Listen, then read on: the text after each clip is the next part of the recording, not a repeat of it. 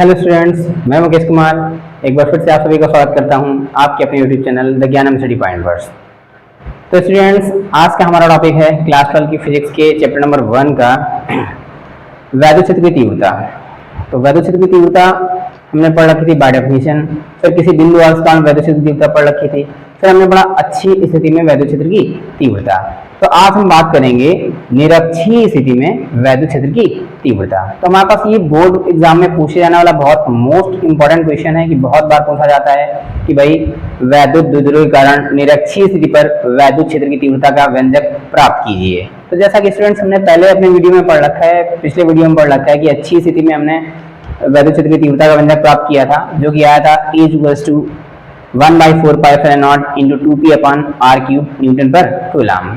आज जो हम व्यंजक प्राप्त करेंगे वो आएगा E = 1/4 pi epsilon naught into p/r³ Newton पर कूलम। पहले हमने वैद्युत द्विध्रुव की अच्छी स्थिति पर, मतलब जिस अक्ष में वैद्युत द्विध्रुव बनता था उसी की अक्ष पर हम एक बिंदु P मान लेते थे कुछ दूरी पर, वहां पे हमने पढ़ा था अच्छी स्थिति में वैद्युत क्षेत्र की तीव्रता का व्यंजक। आज हम पढ़ेंगे वैद्युत द्विध्रुव कारण निरक्षीय स्थिति पर, मतलब जिस अक्ष पे वैद्युत द्विध्रुव होगा उसकी अक्ष से हट करके, मतलब कहीं भी हम एक बिंदु मान लेंगे, उस बिंदु पर हमें वैद्युत क्षेत्र की तीव्रता ज्ञात करनी होगी।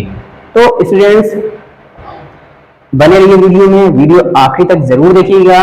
उम्मीद करता हूं कि आपको वीडियो जरूर पसंद आएगा, और वीडियो पसंद आए तो अपने दोस्तों के साथ शेयर करिएगा, चैनल को सब्सक्राइब करिएगा, कमेंट में जो बताइएगा जो भी कमियां समझ में आए आपको, जहां पे समझ में ना आए कमेंट करके मुझे बताइएगा।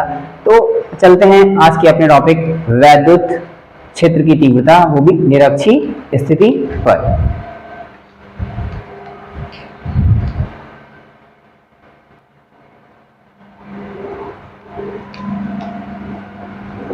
निरक्षीय स्थिति पर वैद्युत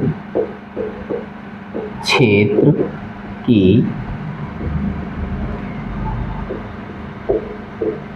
तीव्रता, यानी कि हमें डिराइव करके लाना है E = 1/4 pi epsilon naught into p/r³ Newton पर कूलम। ये डेरिवेशन हमको करके लाना है। कभी कभी ये फॉर्मूला देके पूछा जाता है कि derive the formula E = 1/4 pi epsilon naught into p/r³। जो स्टूडेंट्स हमारे सीबीएसई बोर्ड में हैं उनको क्या करना है भाई, तो electric field intensity at a point of equatorial plane due to electric dipole, ये हमारे पास क्वेश्चन आएगा। ठीक है कि electric field intensity on an equatorial plane, बस ये याद रखना है कि हमें इक्वेटोरियल प्लेन पर हमें निकालना है इलेक्ट्रिक फील्ड इंटेंसिटी। फॉर्मूला यही है। ठीक है स्टूडेंट्स, तो चलते हैं भाई, हम सबसे पहले इसका डायग्राम बनाते हैं।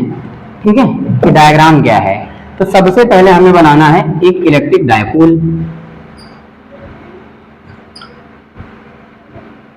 ये हो गया हमारे पास इलेक्ट्रिक डायपोल, जिसके चार्जेस है -q एंड +q। इसका जो मिड पॉइंट है वो है O। ठीक, अब मिड पॉइंट O से इतनी डिस्टेंस होती है -q r या L ले लेते हैं, L डिस्टेंस, और इधर भी कितनी होगी L डिस्टेंस। अब जैसा कि हमने इक्वेटोरियल प्लेन पे पढ़ना है, यानी कि निरक्षीय स्थिति पे पढ़ना है, तो इसकी अक्ष से हट करके, जैसे मान लीजिए x अक्ष है, ठीक है, तो ऊपर की तरफ क्या होगी y अक्ष। इसीलिए हम निरक्षीय स्थिति पर एक बिंदु ले लेते हैं P। जो बिंदु P है वो मिड पॉइंट O से, यानी कि मध्य बिंदु O से r दूरी पर है। वैद्युत द्विध्रुव के मध्य बिंदु O से r मीटर की दूरी पर निरक्षीय स्थिति पर एक बिंदु हम P मान लेते हैं। अब क्या करते हैं भाई, बिंदु P से हमें इन दोनों आवेशों की दूरी चाहिए होती है, क्योंकि जो हमारे पास वैद्युत क्षेत्र की तीव्रता होती है उसमें हमें दूरी जरूरी होती है।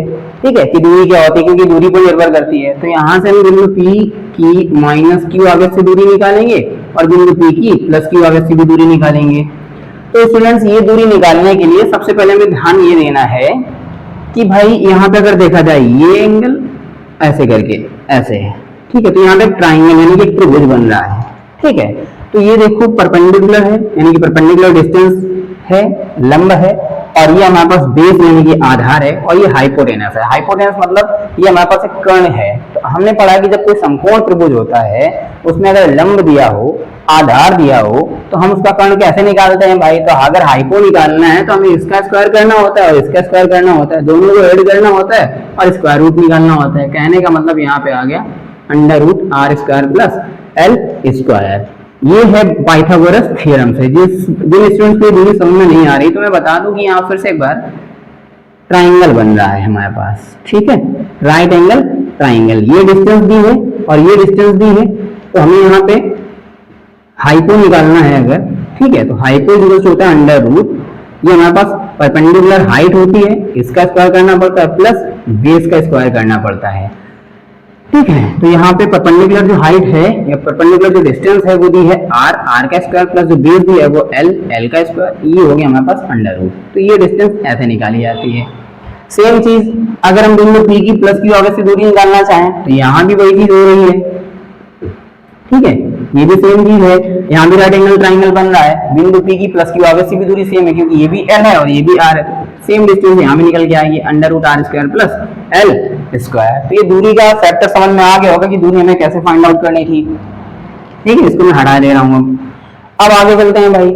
अभी हम लोगों ने पढ़ रखा था, इसकी पिछली वाली क्लास में मैंने बताया था कि अगर प्लस क्यू आवेश है तो उसके कारण जो वैद्युत क्षेत्र की तीव्रता होती है उसकी दिशा हमेशा बाहर की तरफ होती है, आउटवर्ड होती है।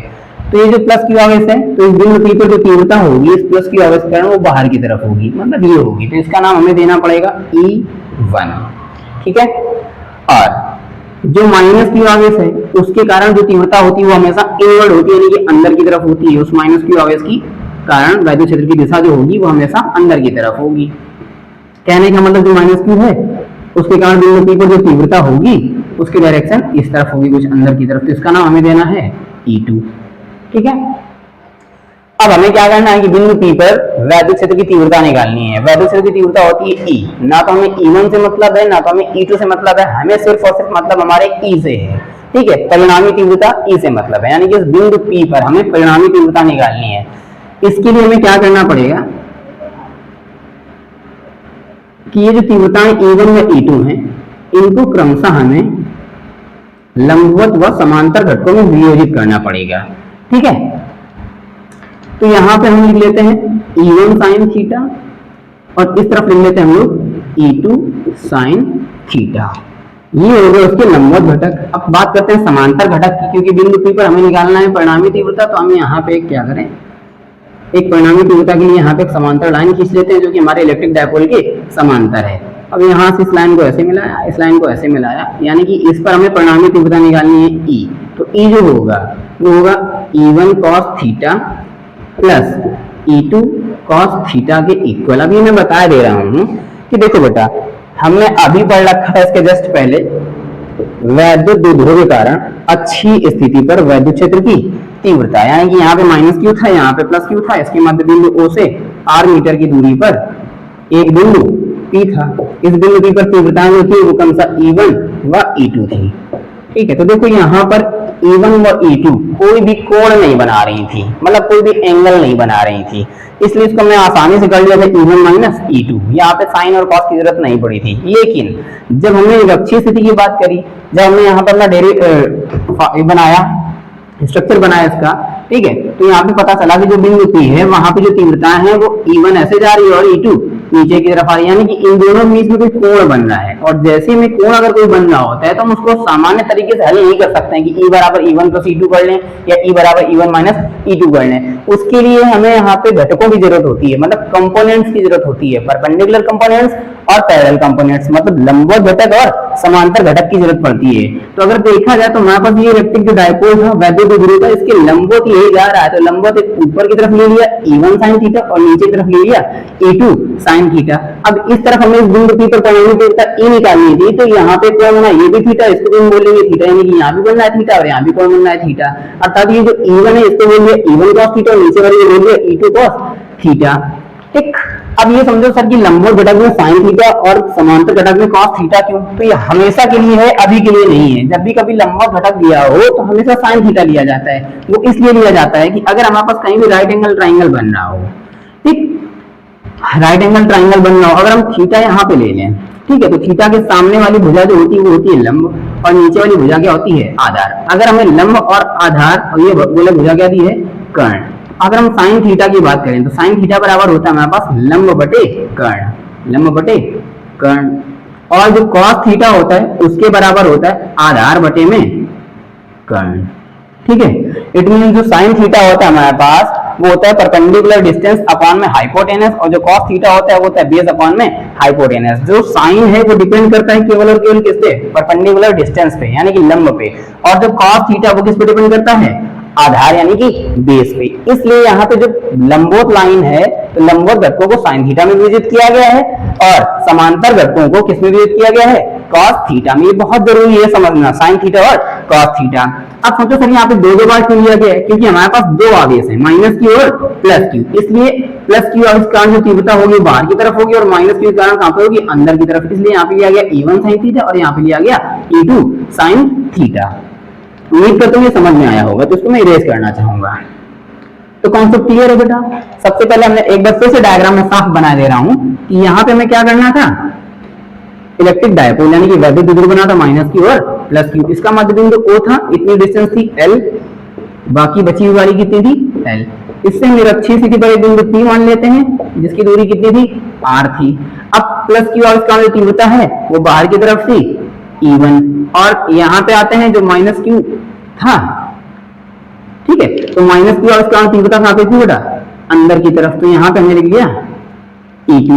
अब तीव्रता है, हमें बिंदु P पर एक परिणामी तीव्रता निकालनी, इनके बीच में जो कोण बन रहा है इसको हम समांतर घटक में विभाजित करते हैं, यानी कि यहाँ से समांतर लाइन खींच लेते हैं किसके, वैद्युत द्विध्रुव के। तो समांतर घटकों के लिए यहाँ भी थीटा हो गया और यहाँ भी थीटा हो गया। तो समांतर घटक जो होते हैं वो होते हैं E1 cos थीटा और E2 cos थीटा, और यहाँ भी लंबवत घटक में विभाजित कर लेंगे तो हो जाएगा E1 sin थीटा और नीचे की तरफ हो जाएगा E2 sin थीटा। घटकों में इसलिए विभाजित किया गया है क्योंकि यहाँ पे एक दिशा कोई नहीं थी, ये इधर जा रहा है, ये इधर जा रहा है, मतलब कोण बना रहा था। और जब भी कभी कोई चीज कोण बना लगी तो हमें घटक में विभाजित करके हल करना पड़ता है, यही चीज। इसके डिस्टेंस के बारे में मैंने बताई है कि ये डिस्टेंस है r² प्लस L², और ये भी डिस्टेंस ये रहेगी r² प्लस L², क्योंकि जो बिंदु P है वो माइनस क्यू आवेश तथा प्लस क्यू आवेश से समान दूरी पर है, इक्वी डिस्टेंस पे है।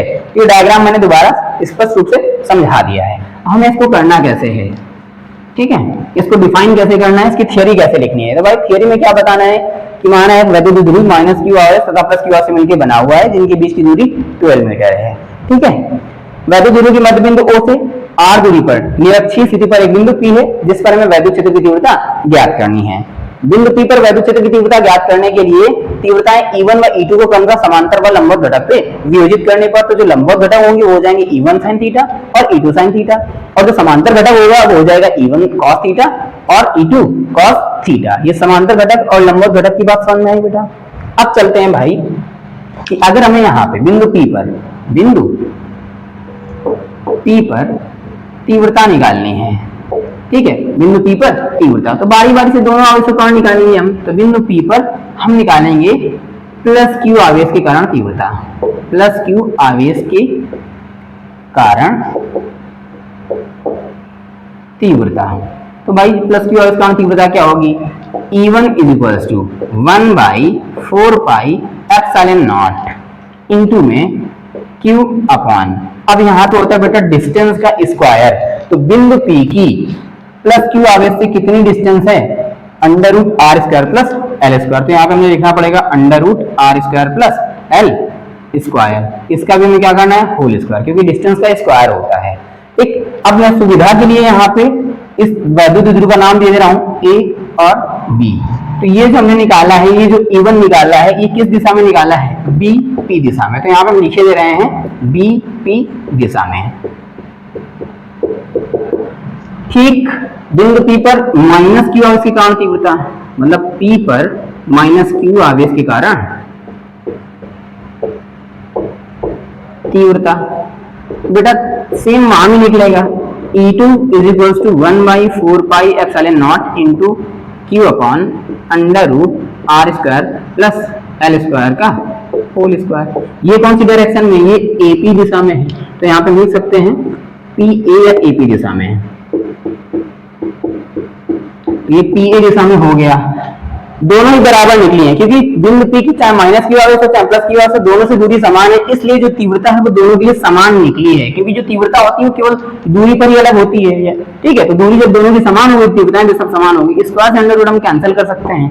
तो हमारे पास बचा E1 1/4π0 into Q by r square plus l square. E2 बराबर में सेम चीज आ गई। अब आगे बात करते हैं भाई, थोड़ी देर के लिए हम यहाँ पे देखते हैं भाई। अब एक बात बताओ, E1 का मान भी वही है और E2 का मान भी वही है। अभी मैंने बताया था कि जब तीव्रताएं विपरीत दिशा में होती हैं तो उनको घटा दिया जाता है। तो जो इसके लंबवत घटक हैं, ये एक ऊपर की तरफ जा रहा है और एक नीचे की तरफ जा रहा है। जो तीव्रताओं का हमने लंबवत घटक लिया है, कहने का मतलब अगर हम इनका परिणाम ही निकालें तो E equal to E1 sine theta minus E2 sine theta होगा, क्योंकि विपरीत दिशा में है, ठीक। तो E इक्वल टू E1 का मान बेटा यही लिखा है 1/4πε0 इंटू Q अपॉन में r square plus l square sine theta लिख दो साथ में, माइनस E2 का मान भी सेम आया था 1/4πε0 into Q upon r square plus l square into में साइन थीटा। अब ध्यान से देखा जाए तो ये वैल्यू और ये वैल्यू दोनों ही समान है और चिन्ह किसका लगा है, माइनस का। तो जब समान चीज में समान चीज माइनस की जाती है तो हमेशा क्या आता है, जीरो आ जाता है। अर्थात E इक्वल टू क्या आ गया यहाँ पे, जीरो। ये सिर्फ किसके लिए आया है, जब हम लंबवत घटकों की बात करते हैं तब, यानी कि लंबवत घटक पर तो तीव्रता शून्य आ गई। इसीलिए यहाँ पे सिर्फ इतना बता देना है कि बिंदु P पर तीव्रता E1 व E2 की जो लंबवत घटक E1 sin थीटा व E2 sin थीटा है, परस्पर विपरीत दिशाओं में हैं। क्योंकि तीव्रता E बराबर E1 बराबर E2 है, अतः ये दोनों घटक क्या हो जाएंगे, परस्पर निरस्त हो जाएंगे। इसलिए E बराबर क्या हो गया, जीरो। इतनी भाषा बोल देनी है, इसको करके नहीं दिखाना है। ये मैंने तुम्हारी सुविधा के लिए कि तुम्हें समझ में आए उसलिए तुमको करके बताया है बेटा, ठीक। तो ये तो हो गया हमारे पास जीरो। अब आगे चलते हैं भाई, समांतर घटकों की बात करते हैं, ठीक है। तो समांतर घटक जो है बिंदु P पर E1 व E2 के, वो क्या लिखेंगे, cos थीटा, ठीक है। तो इनको हमें क्या करना पड़ेगा, जोड़ना पड़ेगा। अर्थात यहाँ पे हम बिंदु P पर परिणामी तीव्रता E बराबर E1 cos theta plus E2 cos theta करने से हमें प्राप्त होगी। क्योंकि इनकी दिशाएं विपरीत नहीं है बेटा, विपरीत दिशाएं नहीं है, इसलिए इनको घटा नहीं सकते हैं, और जब विपरीत दिशाएं नहीं तो उनको जोड़ना ही पड़ेगा। तो E बराबर E1 का मान वही रखना बेटा 1/4πε0 into Q upon r square plus l square cos theta plus 1/4πε0 into Q upon r square plus l square cos theta. फिर से वही बात कि यहाँ पे दोनों ही मान कैसे हैं, बराबर हैं, ठीक है। दोनों ही मान बराबर है, एक बार ये लिखा है और एक बार ये लिखा है, तो दोनों कितनी बार हो जाएंगे, दो बार हो जाएंगे, ना दोनों जुड़ जाएंगे। तो E बराबर 1/4πε0 into Q upon r square plus l square into में लिख दिया 2 cos थीटा। 2 cos थीटा इसलिए भाई कि देखो ये दो बार था, तो चाहे हम दो आगे लिखें, यहाँ पे लिखें 2 टाइम्स, चाहे यहाँ पे दो बार लिखें, कहीं भी लिखें, ये दो बार है, ठीक है। क्योंकि जोड़ दिया गया तो ये दो बार आ गया। अब दिक्कत सिर्फ ये आती है कि हमारे पास ये जो cos थीटा को डिस्टर्ब कर रहा है बार बार, तो हमें cos थीटा का मान निकालना पड़ेगा। कि cos थीटा को हटाना है तो इसका मान पता करना चाहिए हमें cos थीटा कैसे निकलता है। तो अभी मैंने बताया था कि जब राइट एंगल ट्राइंगल होता है तो पाइथागोरस प्रमेय कहती है कि जो cos थीटा होता है वो होता है आधार बटे कर्ण, आधार बटे कर्ण। तो अपने डायग्राम पे चलते हैं, तो यहाँ पे आधार क्या है, L, चाहे इस तरफ का ले लो चाहे इस तरफ का ले लो, बराबर ही है। तो आधार कितना हो गया, L, और कर्ण कितना हो गया, under root r square plus l square. Means cos theta is equals to आ जाएगा बेटा L upon under root r square plus l square, ठीक है। ये cos थीटा की वैल्यू आ गई, ठीक। अब यही वैल्यू हम कहां पे रख देंगे, इस cos थीटा की जगह में रख देंगे, और जैसे ही cos थीटा की जगह में रखेंगे तो ये उसी टर्म्स में आ जाएगा जिस टर्म्स में ये लिखा है। फिर इसके बाद हमें इसको सॉल्व करना है। तो फिर से एक बार मैं बात बता दूं, हमें करना क्या है कि बिंदु P पर प्लस Q आवेश और माइनस Q आवेश पर तीव्रताएं लिखनी है, E1 बराबर और E2 बराबर। इन दोनों तीव्रताओं को समांतर घटक और लंबवत घटक में विभाजित किया गया था, तो लंबवत घटक परस्पर कैंसिल हो जाते हैं क्योंकि विपरीत दिशा में है, समांतर घटक परस्पर जुड़ जाते हैं, ठीक है। तो यहाँ पे हमने लास्ट तक सॉल्व किया तो E इक्वल टू इतना आ गया, cos थीटा की वैल्यू आ गई है L बटे under root r square plus l square. क्योंकि हमारे पास बोर्ड में जगह कम है इसलिए मैं इसको इरेज करना चाहूंगा, तो अगर आपको स्क्रीनशॉट लेना है तो ले सकते हैं, ठीक है। इसको हम आगे फिर से सॉल्व करेंगे।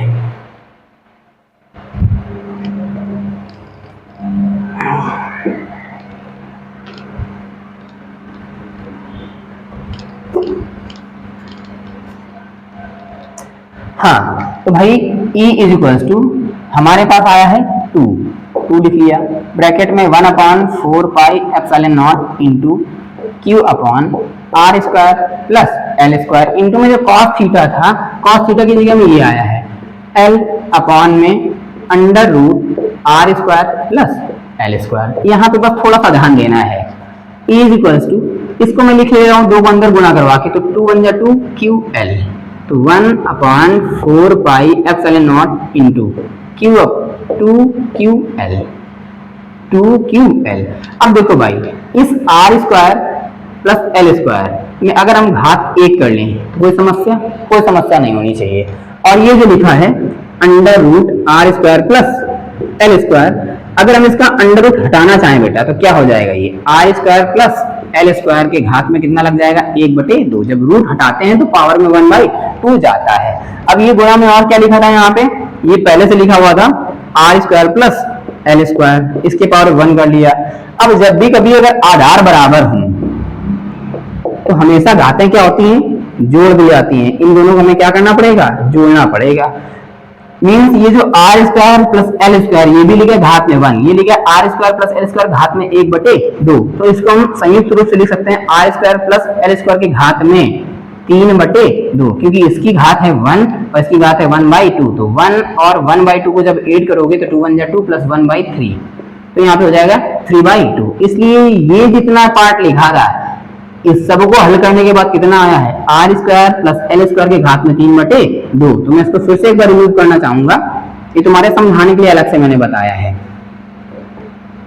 तो भाई यहाँ पे आ जाएगा r square plus l square के घात में 3/2। ठीक, फिर से वही चीज रिपीट करनी है जो हमने अच्छी स्थिति में रिपीट की थी कि जो एल है उसका मान आर की तुलना में बहुत कम है, अतः इसको छोड़ने पर, नगण्य मानने पर, ठीक है, तो R is greater than L, अतः हमने L को क्या कर दिया, रिमूव कर दिया। तो E इक्वल्स टू आएगा बेटा 1/4 pi epsilon naught into 2QL, r square power में बचेगा सिर्फ 3/2, 2 से 2 कैंसिल हो जाएगा, तो E equals to 1/4 pi epsilon not.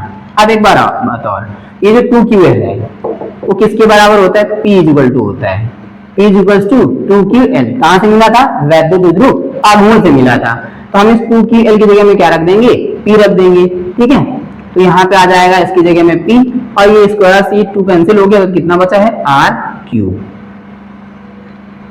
ठीक, तो E equal to 1/4 pi epsilon naught into P upon में R3 न्यूटन पर कूलम। तो ये हमारे पास व्यंजक आ गया निरक्षीय स्थिति में वैद्युत क्षेत्र की तीव्रता का व्यंजक।